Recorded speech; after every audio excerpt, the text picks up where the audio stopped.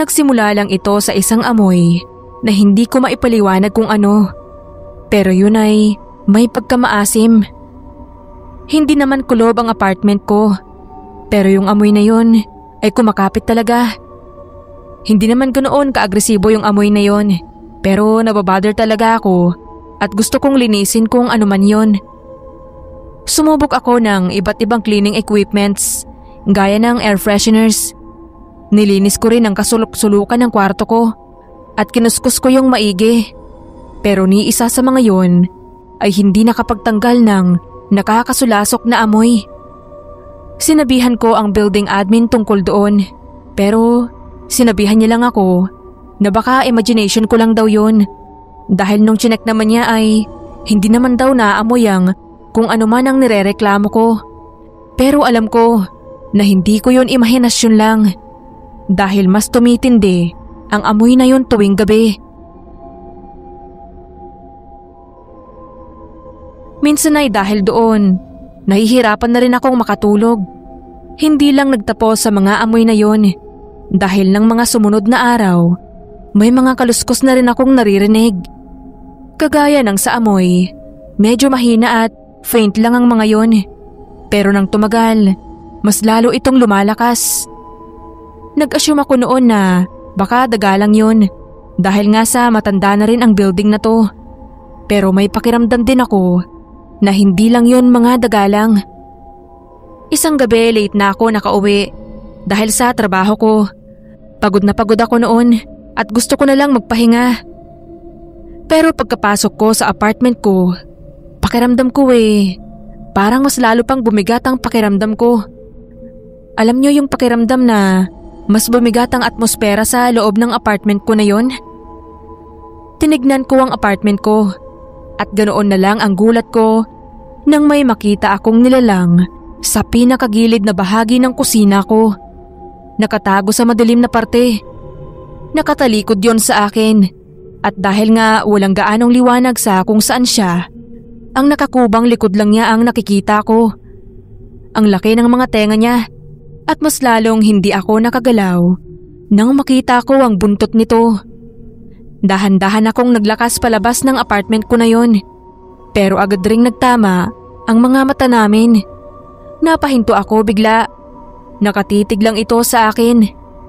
Ni isa sa amin ay walang kumurap hanggang sa tuluyan na akong nakalabas at maisara ang pinto ng apartment ko.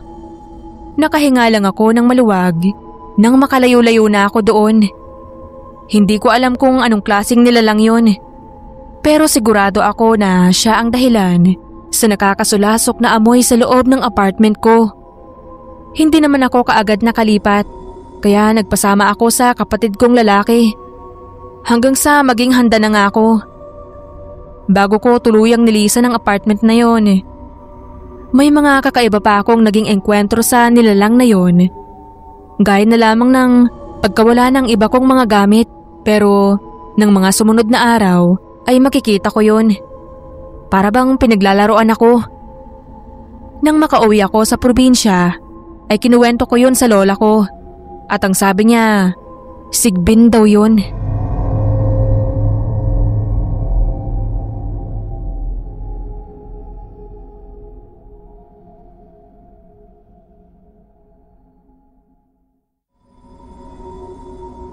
Kumusta po kayo mga kapwa ko mahilig sa katatakutan?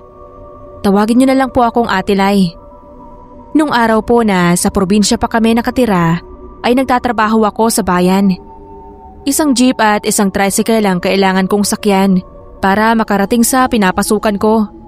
Tapos pag uuwi naman, ay isang jeep ang sasakyan ko. Pero tricycle, hindi na. Lalakarin ko na lang kasi gabi na ako nakakauwi. Yung 8:00 noon sa amin ay hating gabi na kasi 6:00 pa lang ay patulog na ang mga tao sa baryo. Kaya pagdating ng ganong oras, wala nang bumibiyahe na tricycle. Hindi naman nakakaabot ang jeep sa amin. Kahit ganoon hindi ako natatakot. Una ay hindi ako duwag na tao kahit babae ako. Pangalawa, lagi akong may dalang balisong. Lagi yun pinapadala sa akin ni nanay sa tuwing paalis ako ng bahay para maprotektahan ko raw ang sarili ko, hindi lang sa mga buhay kundi pati na rin sa mga aswang.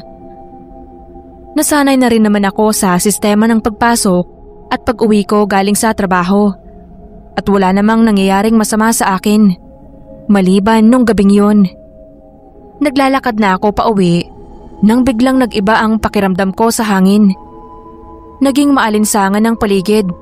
Tapos parang may dalang buhangin ang hangin. Napuwing ako kaya napahinto ako sa paglalakad. Kinusot-kusot ko ang kanang mata ko para matanggal ang puwing. Nang sa wakas ay natanggal ko na, ipagpapatuloy ko na sana ang paglalakad nang bigla na naman akong matigilan. Paano'y nakakita ako ng isang hayop na humarang sa daraanan ko sa di kalayuan.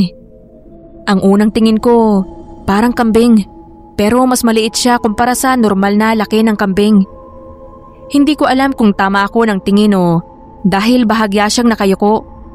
Basta ang sigurado ko ay hindi normal na hayop ang nakikita ko.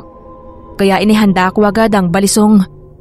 Para nga akong namalikmata dahil sa ilang iglap, hindi pa man ako nakakahakbang ulit ay bigla ko na siyang nakita na humahagisbis ng takbo palapit sa akin. Parang patalikod pa nga ang takbo niya. Wala na akong mapagpipilian nun kundi tumakbo na lang din kasi mukhang walang laban sa kanya ang balisong ko. Lumiko ako sa talahiban. Matataas ang talahib doon kaya iniisip ko na mapapabagal noon ang takbo niya at makakapagtago pa ako. Madali akong hingalin sa pagtakbo kaya sumiksik muna ako sa isang sulok ng talahiban. Halos hindi ako humihinga sa sobrang nerbiyos. Kahit lumalakas na ang hangin ay namumutil pa rin ang pawis ko. Takot na takot ako sa isipin na bigla siyang bumulaga sa akin. Nang medyo nahabol ko na ang paghinga ko ay unti-unti akong sumilip. Mukhang wala naman na siya. Pero hindi pa rin ako sigurado. Kaya ang ginawa ko na lang ay dahan-dahan akong gumapang. Sa totoo lang po, habang gumagapang ako noon, ay hindi ko alam kung saan direksyon ang tinutungo ko. Basta ang nasa isip ko noon ay makakalayo ako sa lugar na yon kapag dumiretso ako ng pagsulong mula sa pinanggagalingan ko. Akalain ko ba na sa paggapang ko ay mas lalo pa akong napalapit sa kanya. Muntik na akong himatayin nang makita ko ang mabalahibong paa na itim nasa bandang unahan. Nilakasan ko na lang ang loob ko. Nang umatake na siya ay nabawal ako. Pagtumba ko ay alam kong kakagating niya na ako. Kaya iniumang ko na agad ang balisong. Doon tumama sa malaki niyang bunganga na mabalahibo rin. Kinalikot ko pa at sinigurado na masusugatan ko ang bibig niya. Nakapuntos ako ron dahil gumaan ang pag-ibabaw niya sa akin. Nagawa ko siyang itulak. Pagtulak ko ay nagdadalawang isip ako kung tatakbo na ba ulit o itatarak ko na lang sa kanya ng paulit-ulit ang balisong para makauwi na akong ligtas. Mas pinili ko ang huli. Nanlaban pa siya pero nagdilim na ang paningin ko noon sa kagustuhan kong makawala sa senaryong yon. Bawat tarak ko ng balisong sa kanya ay sinasabayan ko ng sigaw. Hindi ko na malayan na napatay ko na pala siya. Napahiga na lang din ako sa tabi niya at saka ako umiyak ng umiyak. Nung takot na takot pa kasi ako nang habulin niya ako ay hindi ako makaiyak. Hindi po kayo maniniwala na nakatulog po ako ron.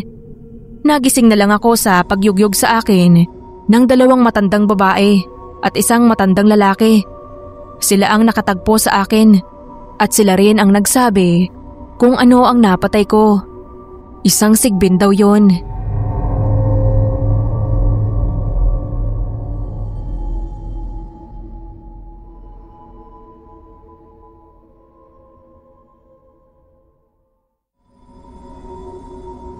Ako po si Rina. Taga rito po ako sa Mindanao. Isang nakakatakot na karanasan po ng pamilya namin ang ibabahagi ko sa inyo. Nang mamanhika ng kuya ko sa mapapangasawa pa lang niya noon na si Ate Melba. Sa liblib pa po nakatira si na Ate Melba. Hindi naman po kami masyadong nag-alala kahit gabi kami nagpunta dahil meron kaming sasakyan dati na owner type jeep. Hindi kasi pwede sa umaga dahil sina mama at papa ko ay abala noon sa negosyo nila na maliit lang. Pero nangangailangan talaga ng maghapon nilang oras. Kasama kaming buong pamilya sa pagpunta kina Ate Melba. Ako, si kuya, sina mama at papa, at saka ang tito ko na kapalitan ni papa sa pagmamaneho. Kasi nga, may kalayuan din ang bahay na pupuntahan namin. May madadaanan kaming gubat at kung kailan naman nandoon na, ay saka naman kami itinirik ng sasakyan. Bumaba muna kaming lahat sa owner para makapag-inat-inat habang ginagawa ni tito ang sira. Nang maya-maya ay may itinuro ang mama ko na nakakatakot na hayop. May dala naman kaming mga pangontra sa aswang kaya hindi natakot sina papa. Kinuha niya ang buntot pagi. Si tito naman, may latigo siya na ibinigay sa kanya ng biyanan niyang albularyo. May orasyon daw yon at mabisa ring panghataw sa masasamang elemento. Pinuntahan nila ang itinuturo ni mama. Inilawan nila ng flashlight habang kami ni kuya ay nanatili lang sa owner. Pero kinakabahan na rin ako noon kasi baka nga aswang ang nakita ni mama na hayop. Wala naman silang nakita nang lapitan nila kaya babalik na sana sila sa sasakyan nang biglang sumigaw si mama. Dahil nalingunan niya na paatake na sa kanila ang nakita niyang aswang kanina. Isang sigbin daw sabi ni mama. Isinigaw niya. Kaya sina papa at tito, balik agad sila para harapin ang sigbin. Wala kaming panlaban ni kuya, kaya hindi kami makalapit. Pero hindi nakatiis si kuya. Naghanap siya ng pwedeng maipanlaban din para matulungan niya sina papa. Nakakita siya ng putol na kahoy, tapos sumugod din siya ron. Sumunod ako kasi baka sa akin naman may umataking sigbin kapag naiwan akong mag-isa sa tabi ng sasakyan namin. Pababa yung lupa na pinaghabulan nila sa sigbin. Parang mababaw na bangin, kaya nadulas ako pababa. Nang madulas ako, ay hindi agad ako nakatayo. Napanganga na kasi ako sa nasaksihan ko. Pinagtutulungan nila papa at tito ang sigbin, pero mukhang mas malakas kaysa sa kanila. Nagkakanda-tumba sila ni hindi nga yata nila matamaan. Natakot ako nang makita kong nasugatan si papa. Nagsisigaw ako nang nagsisigaw kasi takot ako sa dugo. Kaya nilapitan ako ni mama at pinakalma. Nag-hysterical talaga ako. Sa ganong paraan ko inilalabas ang takot. Nakatakas po ang sigbin, pero grabe ang tinamong sugat ni papa. At pati si tito ay nasugatan din pala. Sa kabila ng mga nangyari, ay itinuloy pa rin ng tito ko ang paggawa niya ng sasakyan. Wala naman kasi kaming makitang kabahayan doon na pwede naming mahinga ng tulong, kaya kailangan talaga na magawa ang owner. Napaandar naman niya ulit. Dahil mas malapit na kami kina Ate Melba kaysa babalik kami sa pinanggalingan namin, kaya itinuloy na namin ang pagpunta. Habang umaandar ang sasakyan ay nanginginig pa rin ako sa takot. Si kuya ang nakayakap sa akin dahil si mama ko naman ang nakaalalay kay papa na duguan. Nang makarating na kami kina Ate Melba, ay gulat na gulat sila sa hitsura namin. Nataranta sila sa pag-asikaso. Ginamot naman agad nila sina papa at tito. Kaya sa halip na ang mapag-usapan ay ang pamamanhikan ni kuya para sa kasal, ang naging topic ay ang sigbin na nakaengkwentro nila papa sa gubat na dinaanan namin. Hindi makapaniwala ang mga magulang ni Ate Melba sa naranasan namin. Dahil sa tagal daw nilang nakatira ron, ay wala silang nabalitaan tungkol sa sigbin sa gubat. Kaya hindi nila alam na totoo pala ang ganong klaseng nilalang. Dahil doon ay hindi na nila kami pinauwi. Doon na kami pinatulog sa takot na may makaengkwentro na naman kami.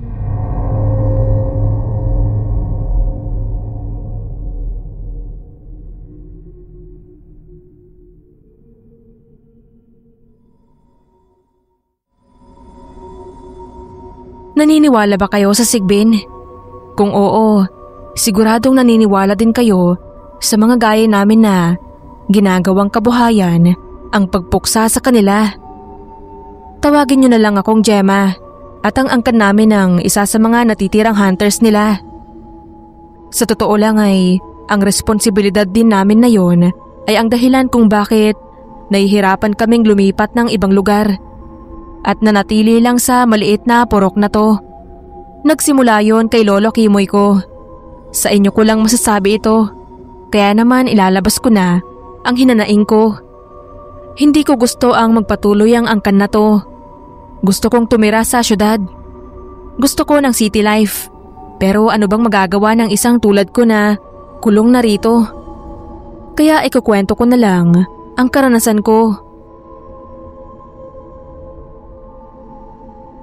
Una akong nakakita ng sigbin noong 12 anyos pa lang ako. Dinala ko ni tatay para manghuli ng mga yon. Nang makorner niya ang sigbin, ay hindi ko alam kung bakit nakaramdam ako ng awa sa kanila. Ang kumikinang na mga mata nito ay para bang nanghihingi ng pagmamakaawa. Parang sinasabi nito na wag namin siyang gawan ng masama. Pero wala eh. Kinitil pa rin ni tatay ang buhay ng sigbin na yon. Pero bago kami umalis, nakita kong may inukit siya na marka doon. Marka na nakakapagpatunay na pamilya namin ang may gawa nun sa sigbin. Naawa po ako sa kanila at nalaman yon ng mga magulang ko. Kaya ganoon na lamang ang pagsasabi nila sa akin noon na dapat daw ay tibayan ko ang loob ko. Dahil kung hindi daw namin uhuliin ang mga sigbin na yon, ay kami daw ang aatakihin nila. Pero iba naman ang naging turo sa akin ni Lola nang minsang bumisita ako sa kanya. Kagaya ko ay hindi rin siya naniniwala na masamang mga nilalang talaga ang sigbin. Sinabi niya sa akin na mayroon daw siyang naging kaibigan noon na mambabarang at may alaga daw itong sigbin. Hindi naman daw sila inaano nito. Sa katunayan nga ay parang alagang aso lang ang mga yon. Malambing din. Yun nga lang, may nakakahindik na itsura kaya palaging pinagkakamalan na masama. Si Lola lang ang nakakaintindi sa akin. Pero ayun nga, hindi niya rin maipagtatanggol ang mga sigbin sa angkan namin dahil tradisyon na nga ang pagpatay sa mga ito. Kaya napagdesisyonan ko na sumama sa mga hunting nila tatay. Dito ko lang isisiwalat to. Pero bago pa man tuluyang mapatay ni tatay ang mga sigbin, pinipigilan ko siya. Sinasabi ko sa kanya na gusto kong ako ang pumatay mismo sa sigbin. Pero kung wala na siya sa paningin ko, pinapakawalan ko ang nilalang na yon. Bakit ba takot na takot kayo sa sigbin? Hindi sila nakakatakot. Sa totoo lang, ay kagaya ng sabi ni Lola, para lang talaga silang mga alaga nating hayop. Yun nga lang, mas nakakatakot ang kanilang mga anyo, lalo na ng kanilang mga abilidad. Kung titignan nga ay mas masahol pa ang pamilya namin na pumapatay sa kanila. Hinding-hindi ko ipapasa ang tradisyong ito sa mga magiging anak at apo ko.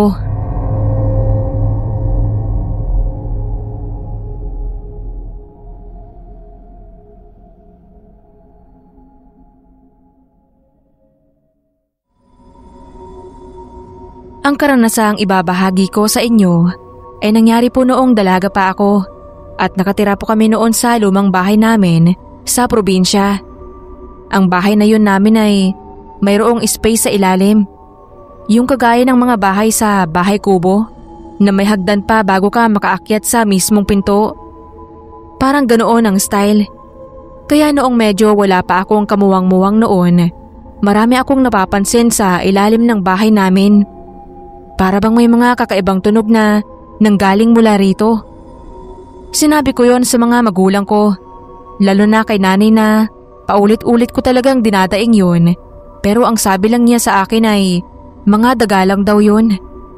Pero hindi ako naniniwalang mga daga lang yun dahil hindi naman ganoon ang tunog ng mga daga. Hindi naman sila nag-e-echo. Dumating nga ang isang gabi na nangyari ang pangyayaring hanggang ngayon ay nakatatak sa isipan ko. Madilim noon, magsi-7 na ata ng gabi. Nagwawalis ako noon sa harapan ng bahay namin nang bigla ay may narinig ako na parang kalmot na nanggaling sa ilalim ng bahay namin. Hinayaan ko lang yun. Pero maya-maya ay hindi lang yun kalmot. Ang sumunod na tunog ay para bang may something na hinihila na mismo sa lupa. Pakiramdam ko ay biglang tumaas ang balahibo ko noon. Nagdalawang isip pa ako kung sisilipin ko ba yun o hindi. Pero ang ending, lumuhod ako at sinilip pa rin kung ano man at kung saan nanggagaling ang ingay mula sa ilalim ng bahay namin. Noong una, wala naman akong nakita kung hindi mga anino lang. Ipagsasawalang bahala ko na sana yon hanggang sa may napansin akong gumalaw. Pinanliitan ko ang mga mata ko para makita kung ano yung gumagalaw na yon hanggang sa mapagtanto kong isa yung kakaibang nilalang. Isang nilalang na hindi ko inaasahang makita. Ang liit ng katawan nito na nakabaluktot. Mahahaba ang kanyang mga binti at braso at ang liit nito. Nang magtama ang mga mata namin ay namumula ang mga ito sa dilim. Biglang bumilis ang tibok ng puso ko talaga noon, lalo na nang magsimula itong maglakad pabaliktad papunta sa pwesto ko. Bago pa man niya ako maabot ay nagkandara pa na akong umalis sa pwesto ko at agad na pumasok sa bahay. At agad ko ring nilak ang mga pinto namin. Dahil nga sa naging reaksyon ko ay ganoon na lamang ang pagtataka ni nanay at tatay. Nang sabihin ko naman ang tungkol sa nilalang na nakita ko ay sinabi naman nilang imposible daw yun. Dahil hindi naman daw totoo ang mga sigbin. Gawa-gawa lang daw yun ng mga matatanda sa kanila.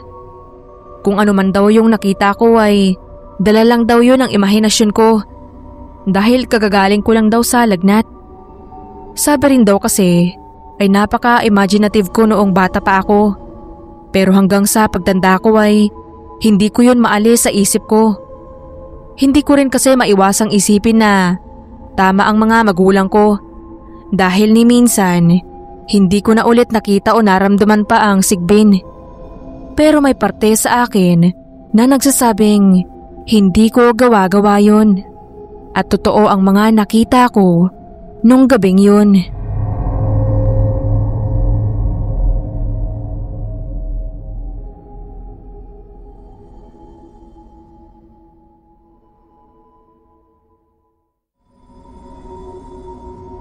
Nangyari ito noong nagbakasyon kami sa probinsya ng tiya ko. Tawagin niyo na lang pala akong Leia. 20 anyos na ako at halos mag-iisang dekada na rin ang nagdaan nung maranasan ko ito. Ito nga rin ang naging dahilan sa kung bakit never na talaga ako bumalik sa probinsya ng tiya ko na yun. Kahit na yun ang may pinaka-welcoming na bahay sa lahat ng kamag-anak namin. Mayaman kasi. Ayun nga, hindi kalayuan sa kanyang mansyon ay mayroong ilog. Dahil bata pa ako noon, nadala lang ako sa kuryosidad at sinundan kung hanggang saan ang ilog na yon at kung saan ito patutungo. Nagpapasama ako sa mga pinsan ko noon, pero kung hindi sila tinatamad, ay busy naman ang mga yon sa kani-kanilang mga gadgets, kaya ako na lang ang gumawa.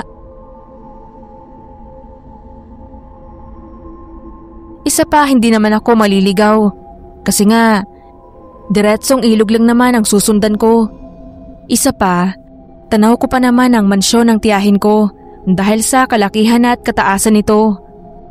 Kaya sige lang. Medyo magagabi na rin yun, kaya maliban sa rumaragas ang tubig at may minsang huni ng mga palaka, napakatahimik talaga. Ang relaxing nga nun. Medyo malayo-layo na rin ang nalakad ko noon at tuktok na lang ng bahay nila tita ang nakikita ko. Kaya napagdesisyonan ko na bumalik na lang. Baka mamaya kasi ay mag-alala na rin ang mga magulang ko sa akin. Nang nasa kalagitnaan ako ng paglalakad, napansin ko na may sumusunod sa akin dahil sa mga mahihinang yabag mula sa likuran ko. Noong una, akala ko aso yun dahil maliit at medyo weird din ang paglalakad. Hanggang sa mapansin ko ang anino nitong umabot sa akin. Ang haba ng anino nun. Napaka-irregular para maging aso lang yun. Doon ay binalot na ako ng kaba. Binilisan ko ang paglalakad ko habang ramdam ko ang mabilis na pagkabog ng dibdib ko. Pero kahit anong bilis ko ay nakasunod pa rin sa akin ang nilalang. Hindi ganoon kalayo, hindi rin ganoon kalapit. Sakto lang para mapansin ko siya. Sa kabilang side pala ako naglalakad, kaya kailangan ko munang dumaan sa isang tulay bago ako makapunta sa side ng ilog kung saan nakatayo ang bahay ng tiya ko. Nang nasa kabilang dulo na ako ng tulay ay nilingon ko ang nilalang.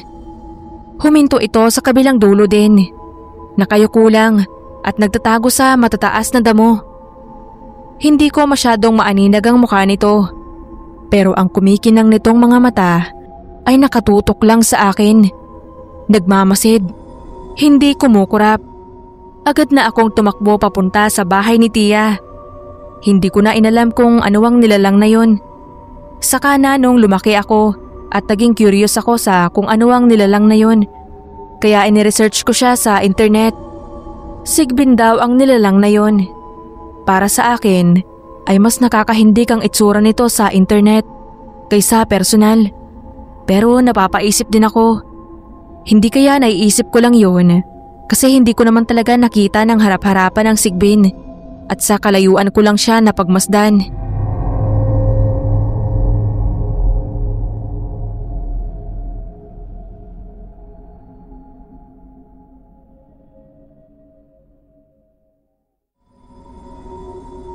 Gusto ko lang din i-share ang naging experience ko sa sigbin na noong hindi ko pa ito nararanasan ay ang nasa isip ko noon, gawa-gawa lang itong kwento ng mga residente sa amin.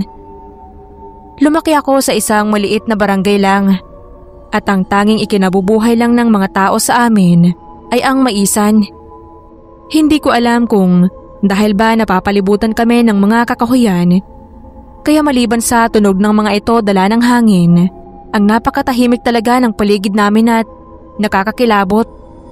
Naalala ko, nagsimula ang karanasan kong yun nung utusan ako ni tatay na sunduin ang kapatid kong lalaki sa maisan dahil gabi na. Siraulo din kasi yun. Kahit madilim na, ay panay pa rin ang paghahanap ng mga tutubi sa maisan. Dahil malapad ang sakahan, ay kailangan ko pang isigaw ang pangalan ng kapatid ko. Pero kahit anong sigaw ko noon, wala talagang sumasagot sa akin. Kung kaya inikot ko na lang din ang loob ng maisan. Hanggang sa may nakita akong mga bakas ng paa sa putik. Bumilis ang tibok talaga ng puso ko noon. Lalo na at malalalim ang bakas ng paa na yon at medyo weird din ang hugis. Hindi yon bakas ng tao panigurado. Kinutuban na ako noon ng masama. Pero sinundan ko pa rin ang mga bakas. Dahil nga kung nakita ko yun, imposibleng hindi yun nakita ng kapatid ko. Kung tatanga-tanga pa rin siya sa oras na yun, panigurado ay sinundan niya rin ang malalalim na mga bakas. Hanggang sa maya-maya, may natanaw akong isang figura. Nakakuba ito at mahaba ang mga kamay at paa. Sigurado ng mga oras na yun ay naramdaman niya rin ang presensya ko. Kaya napalingon siya sa akin. Nang magtama ang mga mata namin, ay kaagad kong napansin ang kanyang umiilaw na mga mata. Tanging liwanag lang mula sa buwan at flashlight ko ang meron ako noon. Pero kitang-kita ko ang nakakahindik na itsura ng nilalang na nasa harapan ko. Hindi ako nakagalaw noon. Kung may salamin nga siguro ako ay siguradong namumutla na rin ako. Sa bilis ng kabog ng dibdib ko, ay nakalimutan ko na ring huminga. Nagkatitigan lang kami ng nilalang na yon ng halos 1 minuto.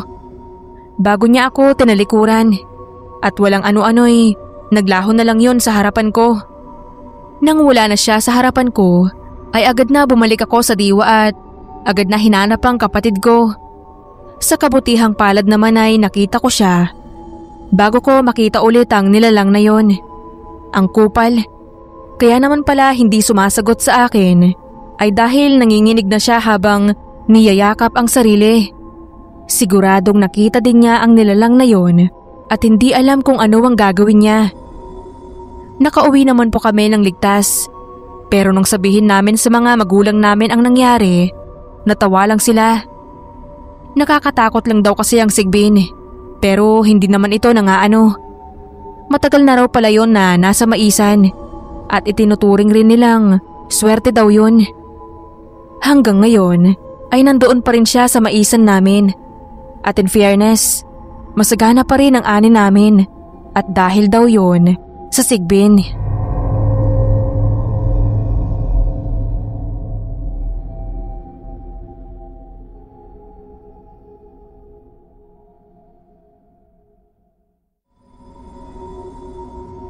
Gusto ko lang din ibahagi ang nangyari sa akin nung lumipat ako sa isang lumang bahay na malapit sa bundok, hoping for peace after ng mga masasamang nangyari sa akin. Ang mga tahimik na gabi, mga hunin ng ibon at puno talaga ang kailangan ko kasi nung mga panahon na yon. Okay naman ang stay ko doon nung una, hanggang sa dumating na nga ang pangatlong gabi ko sa lumang bahay na yon. Noong una, mahina lang na mga iyak ang naririnig ko. Hindi ko na nga pinansin yon at baka hangin lang o kaya dala lang ng malawak kong imahinasyon din. Pero nang tumagal ay mas lalo itong naging maingay. Mas lumakas ang iyak ng isang bata na akala mo ay sinasakal. Kaya hindi ko na napigilan ang sarili ko at binuksan ko na ang bintana para tignan kung ano yon. Hindi ko alam kung dahil ba sa trauma na nangyari sa akin bago ako lumipat sa bahay na yon. Kaya hindi na ako natakot na tingnan kung ano man yung maingay na yon o dahil bata ang ngumangawa.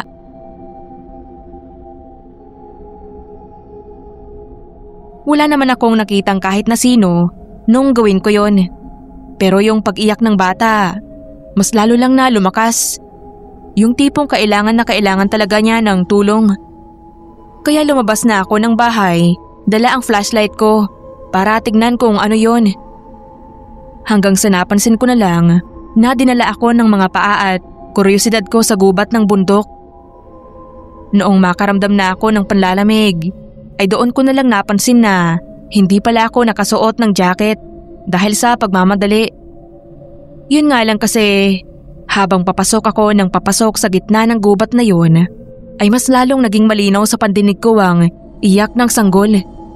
It means malapit na yun sa akin at hindi nga ako nagkamali. Di kalayuan ay nakita ko ang isang nakatayong sanggol. Nakatalikod ito sa akin, kaya dahan-dahan pa akong lumapit. Ganoon na lamang ang gulat ko nang lingunin na niya ako. Namumula ang mga mata nito at para bang umiilaw. Nakangiti rin ang labi nito na parang isang demonyo. Ramdam ko ang panginginig ng kamay ko noon habang hawak-hawak ko ang flashlight na nung makarating na ako sa bahay ay hindi ko na matandaan kung paano ko yun nabitawan. Sa totoo nga rin yan ay hindi ko na rin alam kung paano ba ako nakarating sa bahay. Tumakbo ba ako? Gaano kabilis? Basta ang vivid lang talaga sa utak ko noon ay mula nang lumutang ang batang yon sa harapan ko ay agad kong nilisan ang gubat na yon. Sa kabutihang palad, hindi naman niya ako sinundan sa loob ng bahay ko nung gabing yon. Pero hindi agad ako naghanap ng malilipatan matapos yon. Yun nga lang, hindi naman kasi ganoon kadali na lumipat ng bahay.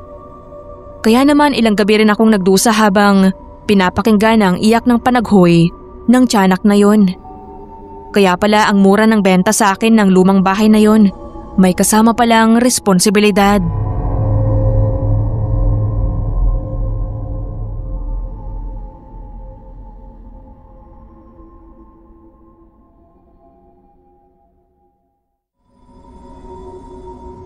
Ako po si Crisanta, taga-probinsya at naging negosyo na po ng pamilya namin ang pagtitinda ng mga kakanin. Mula kina lola hanggang sa aming mga apo niya ay iyan po ang ikinabubuhay namin. Nilalako ko po yan sa 3 magkakalapit na baryo. Doon po sa isang baryo na pinaglalakuan ko ay may ilog. Madalas dumaraan ako roon para magpahinga. Kapag sobrang init ay binababad ko muna ang mga paa ko roon saglit. Isang beses, bandang 6:30 na ata noon, kasi madilim na nang mapadaan ako roon. Wala na akong balak magpahinga kasi gabi na nga. Noon lang ako inabot ng gabi sa paglalako dahil may katumalan ng benta nung araw na yon. Pinilit kong mapaubos.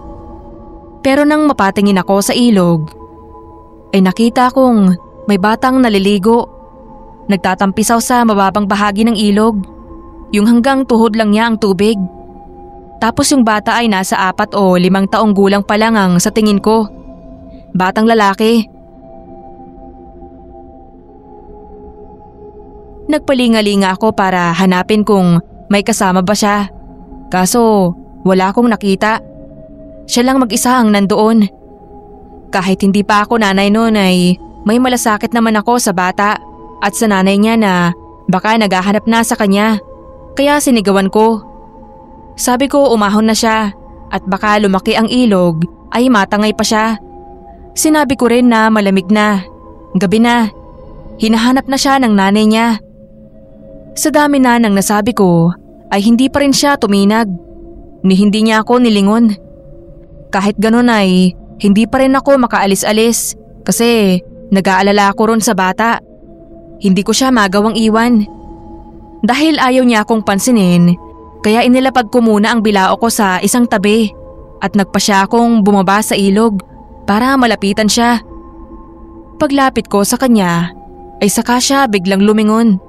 Automatiko akong napasigaw nang makita ko ang itsura ng mukha niya. Luwa ang mga mata niya na halos mabalot ng kulay pula. Kulubot ang noo na parang sa matanda at kakaiba rin ang laki ng tenga na nakatiklop na sa sobrang laki. Kaya hindi ko napansin nung nakatalikod siya. Ang pinakakinatakutan ko ay ang nakalabas niyang mga ngipin na magkakasing haba na parang mga pangil. Alam ko na ganun ang hitsura ng tiyanak na ikinuwento sa amin ng lola ko dati.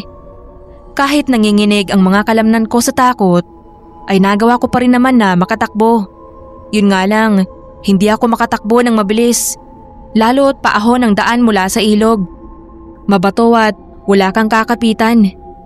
Kaya kung magkakamali ako ng hakbang, ay mahuhulog ako.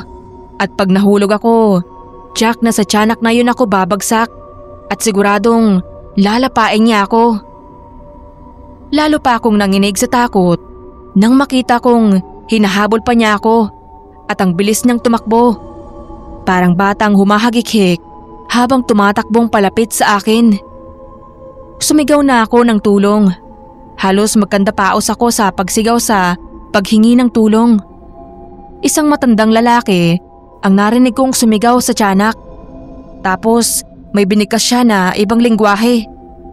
Hindi ko naintindihan kung ano yon. Basta nang bumigkas ang matanda ay nakita kong unti-unting umatras ang tiyanak pabalik sa ilog. Pero hindi ko na nakita kung lumusong ba siya ulit o saan siya nagpunta. Dahil napapikit na ako at napadasal. Nagpasalamat ako sa matandang lalaki na napag-alaman kong isa palang albularyo na nakatira malapit sa ilog. Narinig daw niya ang sigaw ko, kaya dali-dali niya akong pinuntahan. Ang binigkas daw niyang salita, kumbaga sa isang magulang ay litanya o sermon sa isang pangkaraniwang anak na pasaway. Kaya natakot ang tiyanak. Pinagalitan daw niya ito at sinabihan na sasaktan niya kapag hindi pa umuwi kung saan man ang lungga niya. Matagal na raw hindi nagpapakita ang tiyanak na yon. Ewan niya kung bakit nagpakita na naman yun at sa isang dayo pang tulad ko. Mula noon ay sinigurado ko na hindi na ako aabutan ng gabi sa daan at kahit maaga pa ay hindi na ako huminto sa ilog na yun para magpahinga. Diretso uwi na ako sa baryo namin, nakasunod na rin ang baryong yun.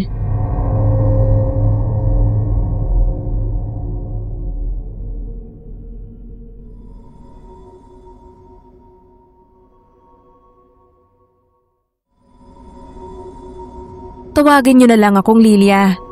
Nangyari ito sa akin nung dalaga pa ako at napagdesisyonan namin ng boyfriend ko na mag-camping.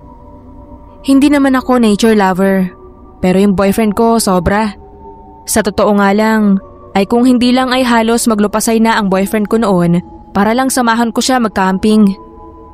Ang napili naman niya that time sa forest sa kabilang bayan nila sa probinsya. Bago daw kasi kami magpakasal, ay gusto niya akong i-expose sa lifestyle na meron siya. Kahit na ilang beses ko na rin sinabi sa kanya na mahal ko siya kahit anumang trip niya sa buhay. Pero dahil sa kakulitan niya, ay napilit niya rin ako. Nung nandoon na kami at nakapag-set up na kami ng tent namin sa hindi ko alam kung saang banda ng forest, basta gitna at wala na akong makitang iba kung hindi ay mga puno lang, nagpaalam ang boyfriend ko sa akin na lalayo muna siya dahil tinatawag daw siya ng kalikasan, nadjejebs in short. Sinabihan ko naman siya na huwag masyadong lumayo talaga. Yung sakto lang ba na hindi namin maamoy yung waste product niya. Tatawa-tawa pa siyang umalis noon habang ako naman ay inabala na lang ang sarili ko sa pag-aayos ng mga kung ano pang pwedeng ayusin sa mga gamit namin. Naging kampante naman ako sa camping namin na yon dahil may approval naman sa mga awtoridad. At isa pa, professional camper yung kasama ko. Kaya ano ba ang pwede kong ma-encounter na problema na hindi masusolusyonan, di ba? Pero gaya nga ng sabi nila, expect the unexpected. Halos 30 minutes na mula nang umalis ang boyfriend ko, ay hindi pa rin ito bumabalik. Kaya doon na kumunot ang noo ko. Isa pa madilim na rin at ramdam ko na at sinisimulan na akong gambalain ng mga kung ano-anong mga iniisip ko na puro negative. Kaya bago pa man ako lamunin ng takot, ay napagdesisyonan ko na lang na hanapin ang boyfriend ko. Habang naglalakad at sinisigaw ang pangalan niya, ay natigilan ako nang bigla na lamang akong makarinig ng iyak ng isang bata. Sanggol. Napakunot ang noo ko noon dahil bakit naman may sanggol sa gitna ng gubat. Dahil sa kuryosidad, ay imbis na hanapin ang boyfriend ko, sinundan ko na lamang ang iyak ng sanggol. Ngunit habang papalapit na ako doon at papalakas ang palahaw ng sanggol, ay napansin ko naman ang paninindig ng balahibo ko at panlalamig ng paligid ko. Hanggang sa may nakita akong isang bagay na nakabalot sa isang puting tela at ganoon na lamang ang gulat ko nang sumilip mula doon ang isang maliit na kamay. Lalapitan ko na sana ito nang may biglang humila sa akin, ang boyfriend ko. Agad niyang tinakpan ng bibig. Nagsisigaw na sana ako dahil nga kailangan naming tulungan ang sanggol. Galit na galit ako sa kanya noon nang makabalik kami sa tent at babalikan na sana ang sanggol nang nagulat ako sa sinabi niya. Isa raw yung tiyanak. Buti na lang daw at hindi ko nakita ang mukha nito o pinulot man lang dahil siguradong may masamang mangyayari daw sa aming dalawa at isa pa, baka raw hindi kami makalabas ng gubat na yon ng buhay.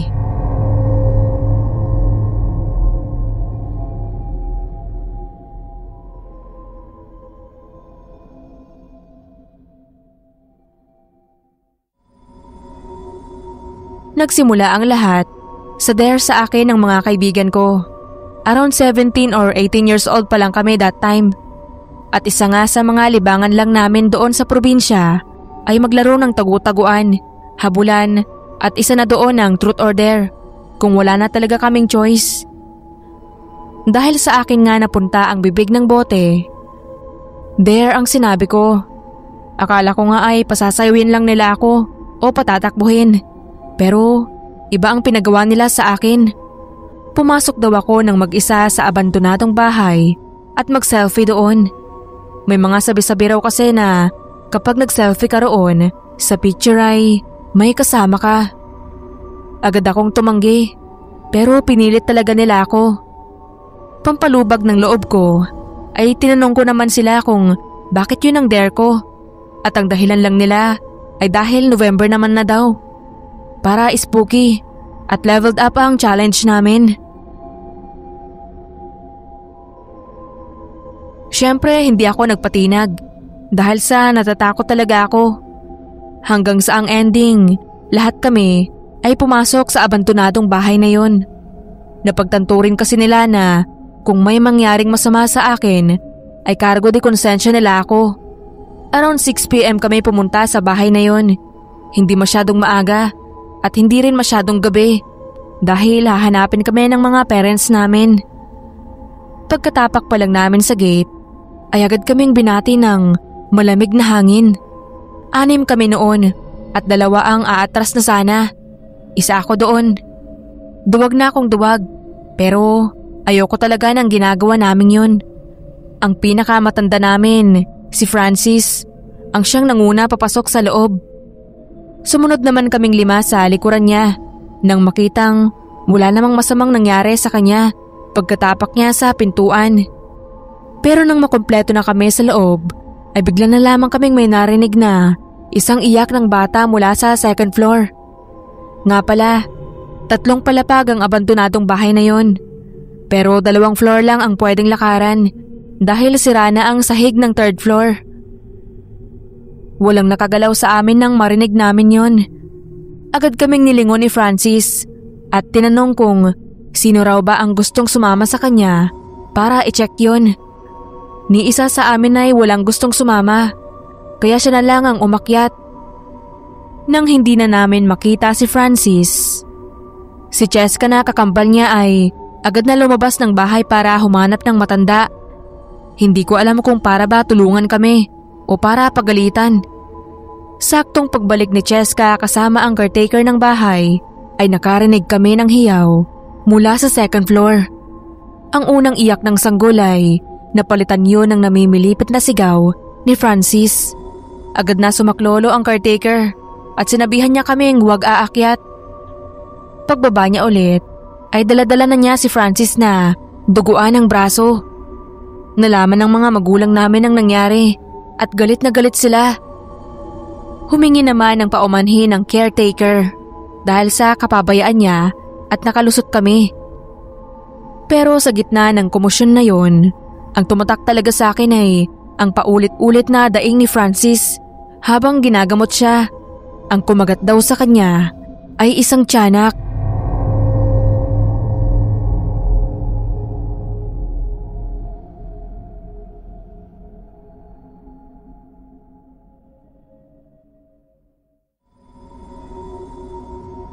Lalaine po ang pangalan ko at meron po kaming naging karanasan sa tiyanak. Nakita po mismo ng mga mata ko, sa maniwala po kayo at sa hindi. 10 years pong naging mag-on ang ate ko at ang boyfriend niya.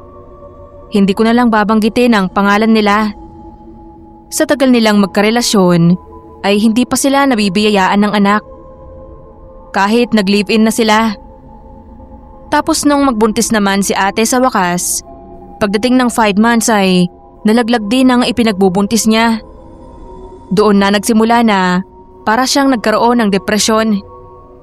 Lagi siyang umiiyak at nagkukulong sa kwarto. Kaya naisipan nila mama at papa na dalhin muna siya sa probinsya para makalimot, malibang. Malapit na rin kasing magfiesta sa probinsya namin noon. Yung ka-live-in niya, nagpaiwan muna gawa ng trabaho. Susunod na lang daw siya ron. Kasama rin ako ni ate na nagbakasyon doon kasi sina mama at papa aalis din. Babalik rin sila ng Maynila agad. Gawa rin po ng mga trabaho nila. Si ate ko naman, nakalive siya ng 3 months dahil nga sa nangyari sa kanya. Sa probinsya malaki ang bahay namin na minana ni mama kay lola. May malawak ding garden. Pagdating pa lang namin doon ay sa garden agad pumwesto si ate. Tapos doon na siya naglalagi. Minsan kahit gabi na ay nakaupo pa rin siya ron. Nakatulala lang. Sinasamahan ko rin naman siya. Kaso syempre, may mga pagkakataon na iniiwan ko rin siya. May kasama nga pala kami sa bahay na yon. Ang tita kong pinsan ni mama. Pinasamahan kami ni ate nung umalis na sila papa. Napansin ng tita ko na nagsasalita raw si ate nang mag-isa. Nang lapitan niya at tanungin ay sinabi raw ni ate na isang cute na batang lalaki ang kausap niya. Mga 3 taong gulang pa lang daw. Lagi siyang binibisita sa garden, kaya lagi siyang nandoon. hinihintay niya ang pagbisita ng bata. Natakot ang tita ko. Ang inisip niya ay baka raw multo. Ang ginawa ko naman ay inobserbahan ko si ate. Minatyagan ko siya sa garden. Tama nga si tita. May kinakausap ang ate ko. Mula sa pwesto ko ay hindi ko nakita agad kasi natatakpan ng isang puno at mga halamang katabi. Kaya lumapit pa ako ng konti sa kanya. Sa itsura ng pakikipag-usap niya ay mukhang ang bata ang kausap niya. Hindi ko pa man nakikita ay ginapangan na ako ng takot. Nang umiba na ako ng pwesto at nakita ko na muntik na akong himatayin. Napa-sign of the cross ako. Isang madungis at nakakatakot na bata na puro sugat ang katawan. Iyon ang kausap ni ate, pero hindi siya pangkaraniwang bata dahil meron siyang buntot at kakaiba rin ang mukha niya. Nang mapatingin siya sa akin ay biglang nanlisik ang mga mata niya. Kaya napatakbo ako pabalik sa loob ng bahay namin. Tinawag ko si tita. Nang balikan namin si ate ay sa akin pa siya nagalit. Natakot daw ang anak niya sa akin dahil nagsisigaw ako kaya umalis tuloy. Sabi ko hindi niya anak yon, tiyanak yon. Pero ipinilit pa rin niya na anak niya. At hindi naman daw yun madungis at puno ng sugat tulad ng sinasabi ko. Wala rin daw yung buntot. Binalaan pa niya ako na sa susunod daw ay huwag ko siyang pakialaman kung ayaw kong samain sa kanya. Dahil sa nangyari at sa nakita ko ay nagpatawag ng albularyo si tita. Ayon sa albularyo, ang batang kausap ng ate ko ay isang tiyanak. Sadya raw lumalapit ang masasamang elemento sa mga taong alam nilang nababalot ng kapighatian ang puso. Alam ng tiyanak ang kahinaan ng ate ko kaya sinamantala niya yon at hindi niya ipinakita ang totoo niyang anyo. Sabi ni tita, mabuti na lang daw at hindi sinaktan si ate o sino man sa amin sa bahay. Anang albularyo, hindi pa. Pero kapag nakaramdam ng panganib ang tiyanak, ay hindi raw yon magdadalawang isip na manakit. Kaya hanggat maaga ay kailangang mailayo na namin si ate ron. Sa halip na makarecover, ay lalo pang napasama ang kalagayan ni ate sa pag-uwi namin sa probinsya. Kaya agad siyang sinundo ng live-in partner niya. Si tita naman ay bumalik na sa kanila at ako naman ay sa bahay namin nila mama at papa. Hindi ko makalimutan ang hitsura ng tiyanak na hanggang ngayon po paminsan-minsan ay napapaginipan ko pa rin.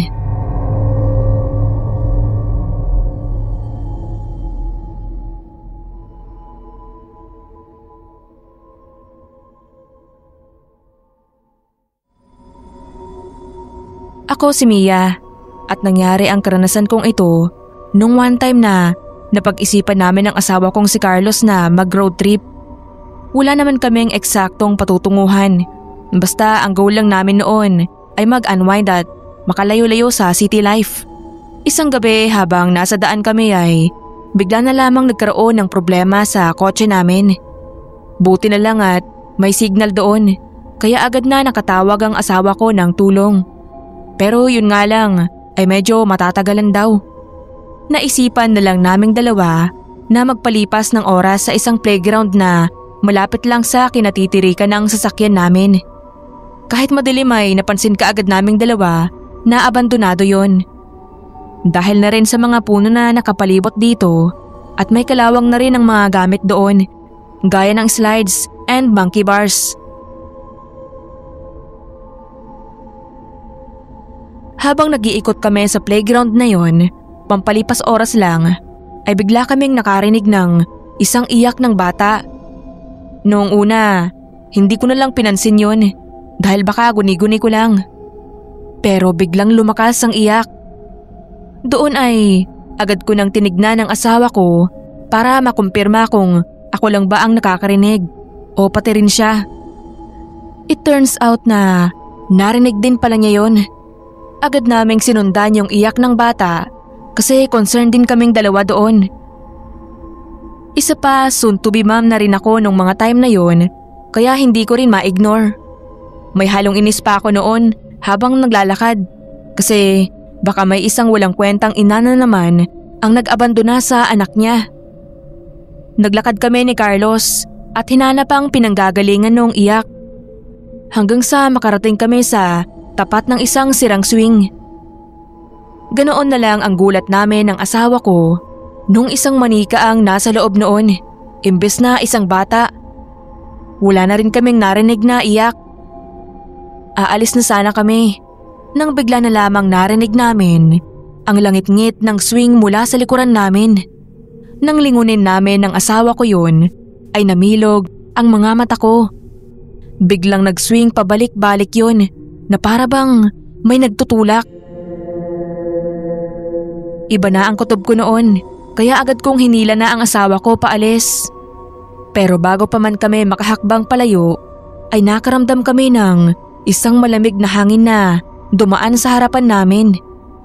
Hindi lang yun hangin, kundi sa tingin ko ay napakabilis lang ng nilalang na yun para mahagilap ng mga normal naming mga mata. Maya-maya ay nakarinig na naman kami ng iyak na pinalitan din kaagad ng nakakahindik na tawa ng isang bata pa rin. Sa pagkakataon na yun ay ang asawa ko na ang humila sa akin paalis sa lugar na yun bago pa man may mangyari sa amin. Luckily, dumating na rin ang tulong na tinawag namin kaya naayos naman na kaagad ang kotse namin. Pero nung naikwento nga namin sa mga yun ang tungkol sa abandonadong playground, agad naman silang nabahala.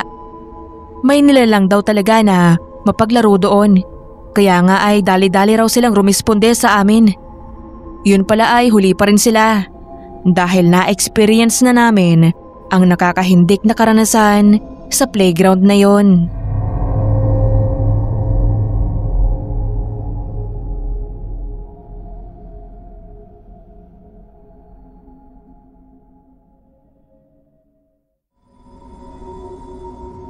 Bilang respeto sa isang lugar, dapat ay sundin natin ang kung ano man ang kanilang kultura.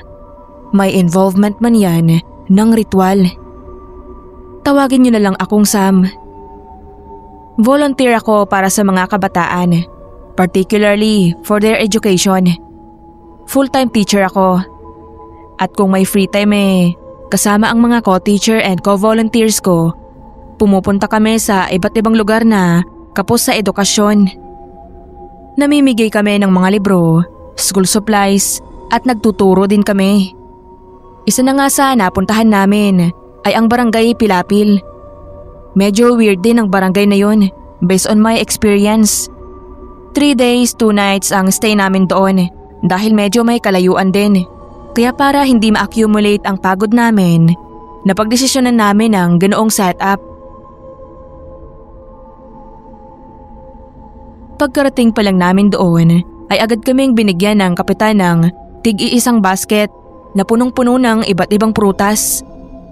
Noong una ay akala namin para sa amin yon, kaya may iba na kinain na ang ilan sa mga yon. Nagulat na lang kami, nakasama pala kami sa ritual nila kung saan mag-aalay kami sa harapan ng gubat na malapit sa kanila.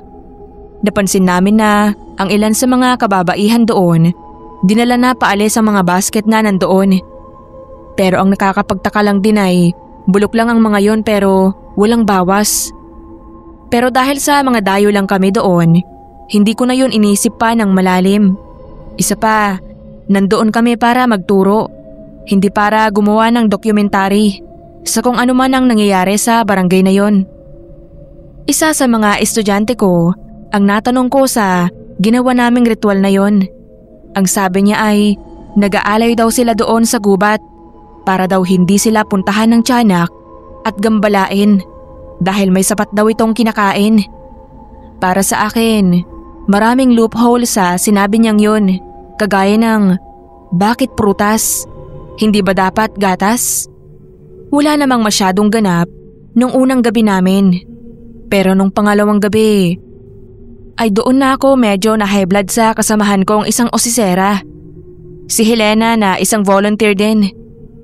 Nakita ko kasi siyang pumasok sa loob ng gubat ng mag-isa at palinga-linga pa ito. Ayoko rin naman na sumigaw dahil ayokong magising ang mga taga doon. Sinundan ko na lang si Helena na sana ay hindi ko na ginawa. Nang maabutan ko siya ay nagtalo pa kami dahil ayaw niyang bumalik. Ang sabi niya sa akin ay gusto niyang makita ang sinasabi ng mga taga roon na tiyanak raw. Dahil siguro sa laking Maynila siya ay ganoon na lang ang kanyang naging asta. Habang nasa kalagitnaan kami ng pag-uusap ay may bigla kaming narinig na gumalaw sa likuran namin. Ganoon na lang ang pagkabigla namin nang nasa harapan namin ang isang nilalang. Maliit yon, nanlilisik ang mga mata at mayroong matutulis na ngipin.